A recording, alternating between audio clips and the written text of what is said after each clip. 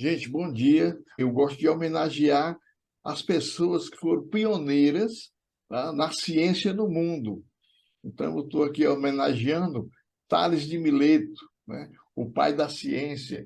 O que foi que esse cidadão fez para hoje nós estarmos com essa tecnologia avançada? Simplesmente ele como é, um jovem cientista, certo? Ele conseguiu estudar dizendo que a ciência tinha suas particularidades, certo? E dentro dessas particularidades, ele descobriu a geometria científica e o ano civil, que até hoje nós temos aí de janeiro a dezembro. Isso foi uma inovação gigantesca. Então, eu gosto de homenagear todos os cientistas que fizeram da ciência esse avanço que nós temos hoje.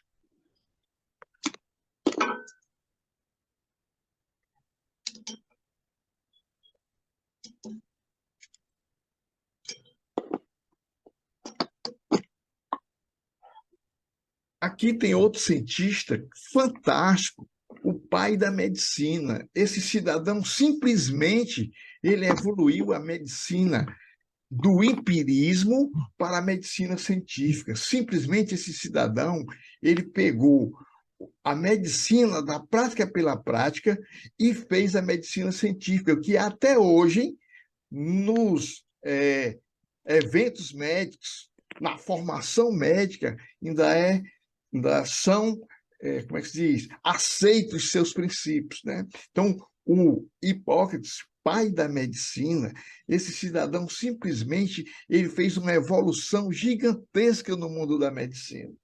Por isso é que hoje nós estamos discutindo tecnologia envolvendo a medicina. Tá? Simplesmente Hipócrates, ele teve 70 livros escritos cientificamente, única e exclusivamente falando sobre a medicina.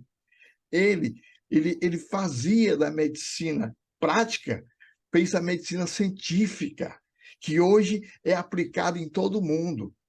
Os senhores têm uma ideia, esse cidadão, ele criou a deontologia médica, ou seja, o código de ética médica, que até hoje, na formação dos médicos, são lido esse seu código de ética, tá certo? Esse cidadão simplesmente ele desmitificou, ele tirou, né, da cabeça do povo da época que a epilepsia era uma doença do cérebro, não uma doença dos deuses. Você tem uma ideia como ele foi um inovador.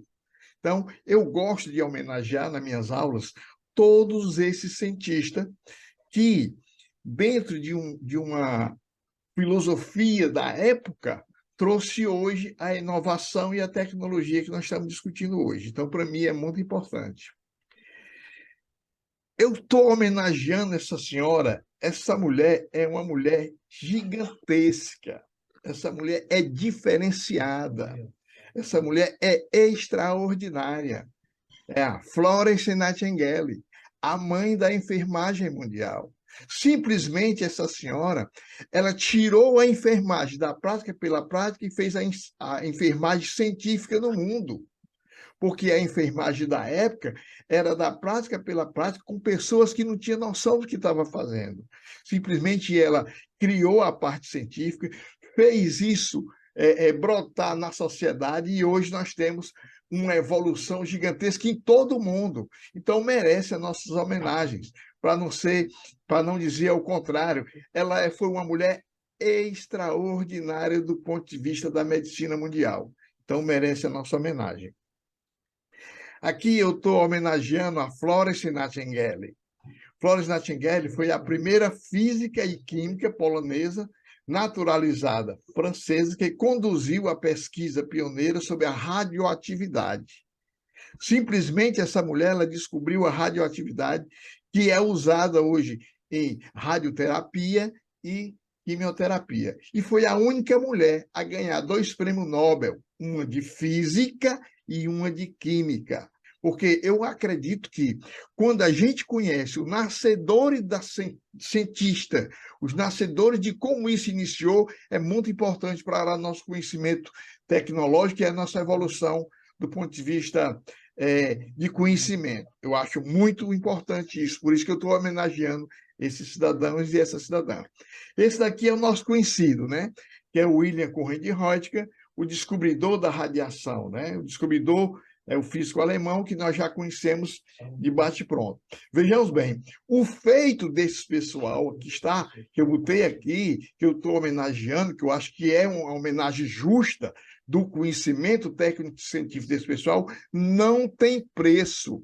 Até hoje, nós estamos discutindo, nós estamos aprendendo ainda as inovações tecnológicas com os feitos desse pessoal que iniciou, muitas vezes, muito antes da era cristã.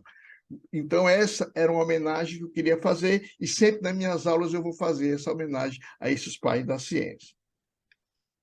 Aqui, eu vou falar sobre o clistel opaco, ou o enema opaco, que é um exame que hoje nós fazemos no Hospital Universitário, no Complexo Hospitalar do Hospital Universitário Walter Cantillo, dias de terças e quinta-feira. Ainda nós realizamos o clistel opaco. São exatamente exames para poder a gente fazer exame do intestino grosso, para a gente avaliar toda a extensão do intestino grosso e dar um diagnóstico preciso. Eu trouxe 3 casos que eu fiz, são casos que eu fiz, são fontes próprias, eu mesmo realizei o exame, que são casos fantásticos, seria importante que os senhores, quando acompanhar, se quiserem fazer algumas anotações, eu acho que é muito importante. Então, para mim começar um clistel opaco, para mim começar um enema opaco, eu preciso de um colo limpo, ou seja, um tratamento de véspera, que isso é marcado no setor de radiologia.